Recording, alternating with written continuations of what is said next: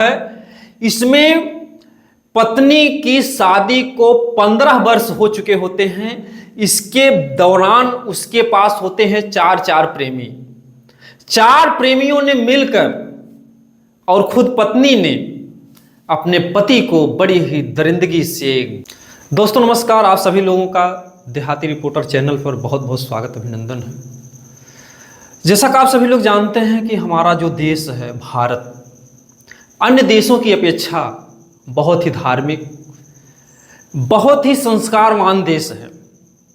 जैसा हमारे देश में चाहे पति हो, चाहे पत्नी हो, चाहे बच्चे हों, जैसा लोगों के एक दूसरे के प्रति जो प्रेम होता है वह अगर अन्य देशों में देखा जाए तो नहीं होता है। आज जो हम आप लोगों के बीच में एक घटना लाए हुए हैं, घटना एक बहुत ही दिल को झकझोर देने वाली घटना है। जहां एक तरफ हमारे देश की बहन बेटियां, पत्नियां पति की लंबी उम्र के लिए करवा चौथ व्रत की तैयारी कर रही हैं, ठीक उसके एक दिन पहले एक पत्नी जो है अपने पति को निर्मम तरीके से मौत के घाट उतार देती है। इतना ही नहीं, अब तक की तो आप लोगों ने जो भी घटनाएं सुनी होंगी उसमें आप लोग यही सुनते होंगे कि पत्नी ने प्रेमी के साथ अपने पति को मार डाला। ऐसी घटनाएं आज की कोई नई बात नहीं है, ऐसी घटनाएं तमाम हमारे देश में घट चुकी हैं।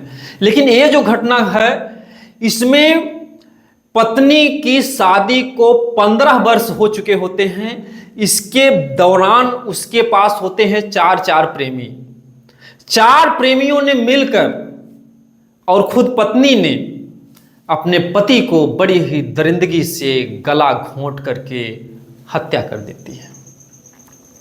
ये जो मामला है ये अमेठी गौरीगंज के अंतर्गत पूरे शीतला बख्श मजरे गुआवा। उस पत्नी का नाम है रजनीशा और पति का नाम है बद्री प्रसाद लोध, जिनकी शादी के होते हैं 15 साल। 15 साल के बीच में जो भी इनका जीवन रहा पति पत्नी का, अच्छा तो नहीं रहा, क्योंकि जो रजनीशा होती है इसका सुभाष चंद्र नाम के एक लड़के से प्रेम प्रसंग चलता है, उससे अवैध संबंध इसके बनते हैं।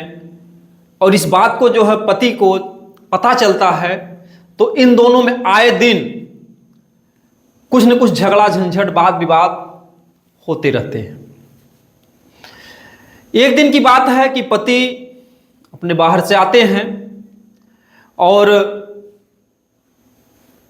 घर में खाना पीना खा करके सोते हैं, जो कुछ भी है। इसके बाद बहू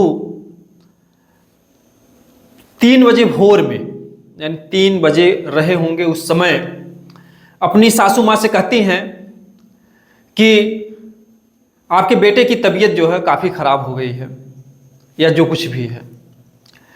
ऐसे में बूढ़ी माँ जो कि विधवा बेचारी, वो उठती है और जाती है अपने बच्चे के पास। जब उस दशा को देखती है, जिसका पति ना हो इस दुनिया में और जिसका बेटा सहारा हो और वो भी उस दशा में हो, उस माँ के ऊपर क्या बीती होगी। और उस समय बहू यही कहती है माँ से कि इनकी तबीयत खराब थी, इनके पेट में दर्द हो रहा था, इन्होंने हमसे दवा के लिए कहा, हमने दवा ला करके इनको दिया, दवा लेने के बाद भी बेहोश हो जाते हैं। माँ को अपनी बहू पर थोड़ा सा भी भरोसा नहीं था। माँ ने तुरंत रोना पीटना शुरू कर दिया और उन्होंने जो है थाने में सूचना दी। थाने के लोग आते हैं। इसके बाद पोस्टमार्टम के लिए तुरंत आनन फानन में मिट्टी को ले जाते हैं। ले जाने के बाद जब पोस्टमार्टम रिपोर्ट आती है तो उसमें दिल दहला देने वाली घटना सामने आती है।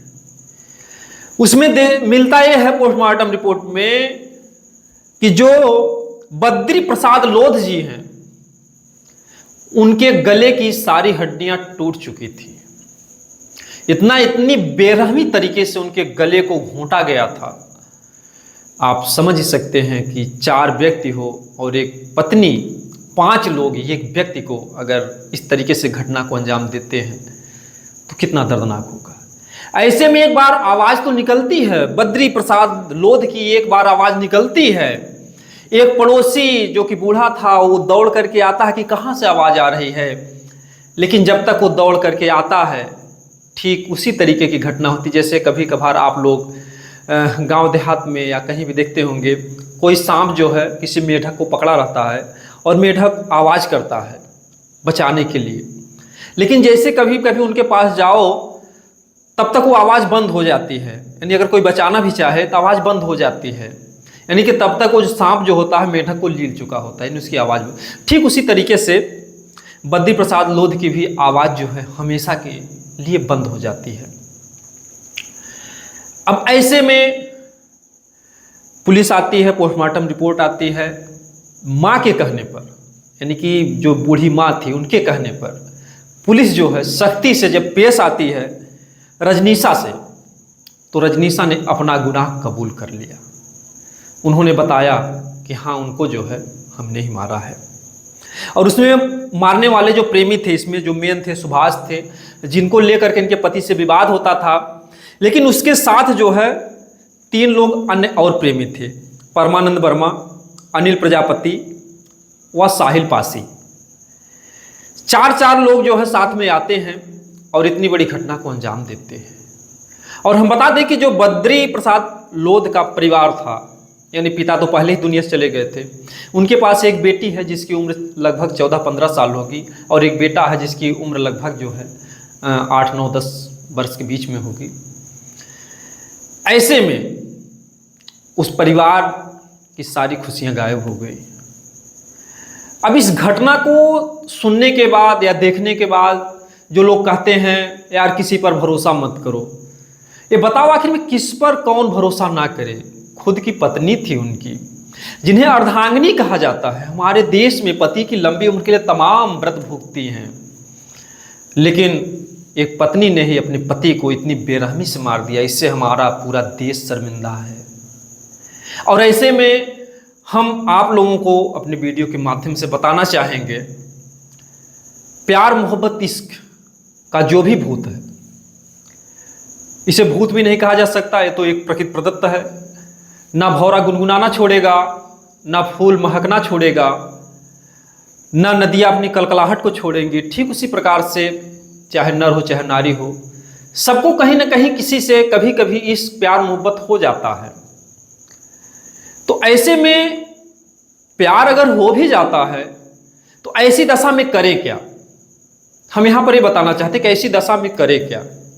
चाहे पति को किसी अन्य पत्नी से प्यार हो, चाहे पत्नी को किसी अन्य प्रेमी से प्यार हो, तो ऐसी दशा में हम यही निवेदन करना चाहेंगे अपने देशवासियों से कि किसी की जान को ना लें।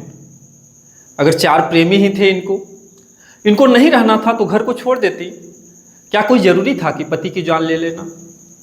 आखिर में आज 4 प्रेमी जेल में, तुम भी जेल की हवा काटो। सारी जिंदगी के लिए कलंक, अपने ही सिंदूर को तुमने अपने हाथों से मिटा डाला।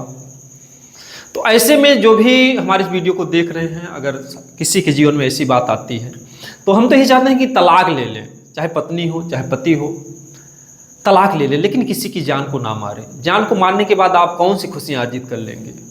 आज ना आप 4 प्रेमियों का आपको सुख मिलेगा।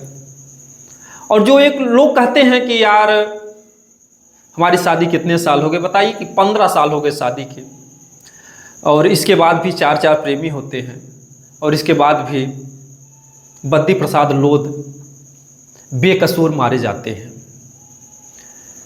और ऐसे में जो वाद विवाद होता है, जो इन लोगों के घर में एक झगड़ा चल रहा था, जब से इस घटना को देखे थे, सुभाष के साथ इन्होंने रंगे हाथों पकड़ा था बद्री जी ने, तो जो वाद विवाद था या जो कुछ भी था, इसको समझौता कराते या किसी भी तरीके से अगर तलाक हो गया होता तो आज बद्री प्रसाद की जान बच गई होती।